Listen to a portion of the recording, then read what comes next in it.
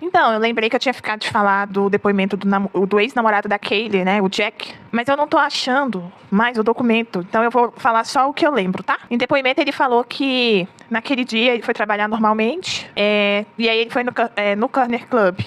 Ele encontrou a Kaylee, eles conversaram, nada demais, assim, conversaram normalmente. Aí ele foi pra casa e dormiu. Quando ele acordou de manhã, ele viu que tinha as mensagens e as ligações da Kaylee. E a mensagem não tinha nada demais, era ela chamando ele pra ir lá na casa pra buscar o vape dele que tava com ela. Gente, eu li muito por alto achando que depois eu ia ler de novo. Só que acabou que eu não li de novo.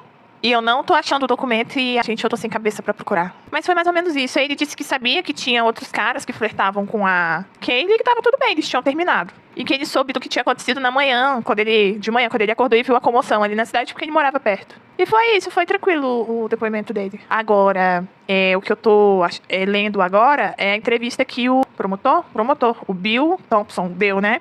Ele falou coisas bem interessantes. Ele disse que na autópsia das vítimas, não tinha nenhuma substância ilícita no sangue deles, só álcool. E aí eu fiquei lembrando do depoimento da Bethany, que ela falou que viu eles na noite do assassinato, eles usando aquele remédio para TDAH, mas ele não é ilícito, né? Eles estavam usando de forma a melhorar a performance nas festas, né? E não era nada assim ilícito, então, pelo que eu entendi. E ele falou, outra coisa que ele falou que eu achei interessante, é que ele disse que acredita sim que o Bryan Kohberger ele possa ter sim visto a Dylan, só que ele já estava provavelmente assustado, porque ele matou mais gente do que o planejado, e por não saber se a Dylan já tinha ou não ligado para a polícia, ele achou melhor ir embora. Essa é o que ele acredita, né? Então, o acontecimento dos fatos, contando com as teorias, né? E agora também com a teoria do promotor, fica assim, a história do dia 13 de novembro, da madrugada do dia 13 de novembro de 2022. Bryan Kohberger entra na casa 11:22, né, da King Road. Não sei falar não inglês, não, minha boca é presa, minha língua é presa. Então, ele entrou nessa casa, foi direto pro terceiro andar, lembrando, ai meu Deus, eu enrolo tanto, né, vou começar tudo de novo. O Bryan Kohberger, no próximo vídeo que tá acabando aqui.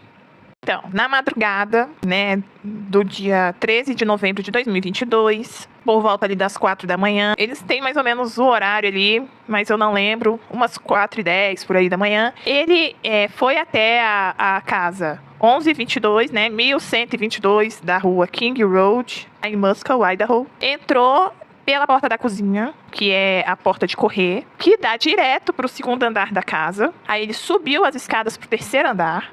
Foi pro quarto da Madison, só que lá no quarto da Madison estava Kaylee e Madison dormindo. Ao lado do quarto da Madison era o quarto da Kaylee, que estava apenas o cachorro Murphy latindo desesperadamente, porque ele já tinha percebido que tinha um intruso na casa. Porém, então, o Bryan Kohberger foi pro quarto da Madison, matou a Madison, que não tem marcas de defesa. Nisso, a Kaylee deve ter acordado, visto ele e tentado se defender, porque ela tem marcas de defesa e ela tem muitas marcas assim que mostram que ele tentou calar ela para que ela parasse de gritar, para que ela se submetesse a ele, né?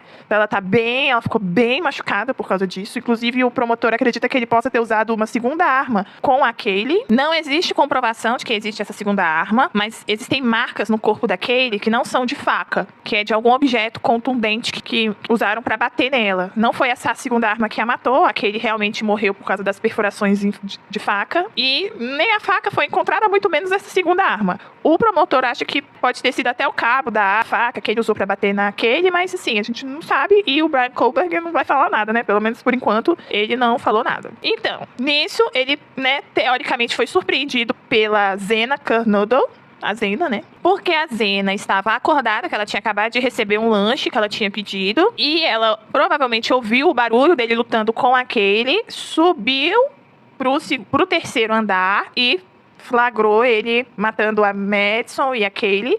Nisso, Bryan foi atrás dela e deixou pra trás a bainha da faca, né, que tinha o DNA dele, e graças a isso ele provavelmente não ia escapar de uma pena de morte se ele tivesse ido a julgamento. Então ele e a Zena saiu correndo, desceu pro segundo andar e tentou ir até o quarto dela, onde o namorado dela estava dormindo. Só que o Bryan alcançou antes, lutou muito com ela, porque a Zena também tem marcas. Falou pra Zena, calma, eu tô aqui pra te ajudar, mas na verdade ele tava ali pra matar também, porque ela tinha pego ele no pulo matando as outras duas, né? Então ele tinha que matar, neutralizar ela também.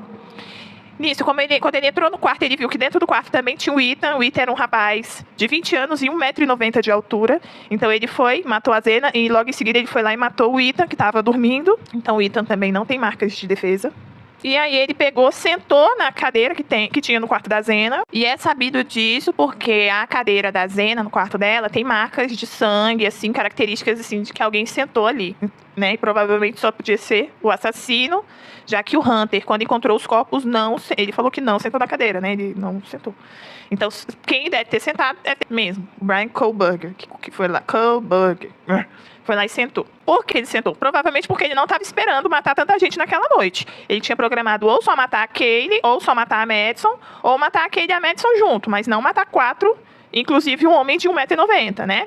Lembrando que o Bryan deve ter entre 1,75 e 1,80 m.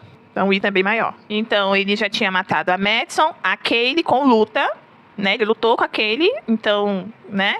Morte, quando você vai matar alguém a facadas, realmente você gasta muita energia. Depois ele em seguida lutou com a Zena para matar a Zena e depois foi lá e matou o Ethan, que mesmo dormindo na cama, um homem grande, que ele teve que dar a facada também. Então é muito cansativo. Então qual que é a teoria do promotor? Que ele saiu do quarto da Zena, foi em direção à cozinha. Nisso, ele passou pela porta do quarto da Dylan, olhou, viu que a Dylan estava lá porque a Dylan, ela disse que teve contato visual com ele. Então o Bryan provavelmente viu a Dylan e pensou, eu não aguento mais matar gente, né? Já tinha matado 4. Então, quando ele viu a Dylan, provavelmente ele resolveu não ir lá pra, de novo, ter outra luta pra matar a Dylan também, até porque ele não sabia se ela já tinha chamado a polícia ou não. Então, se ela tivesse chamado a polícia, ia ser um risco ele ficar ali pra matar ela, sendo que lá nos Estados Unidos a polícia chega bem rápido. Então, ele fez os cálculos rápidos na cabeça dele e achou que era melhor ir embora, poupar a vida da Dylan e ir embora. E aí faz tudo muito sentido. Muito sentido. E é isso, gente. Essa entrevista que o promotor deu é muito interessante. Eu já li a entrevista e assisti umas outras entrevistas que ele deu. Não tem ainda em português, pelo menos eu ainda não vi, só vi em inglês. Mas muito interessante, vale a pena, viu?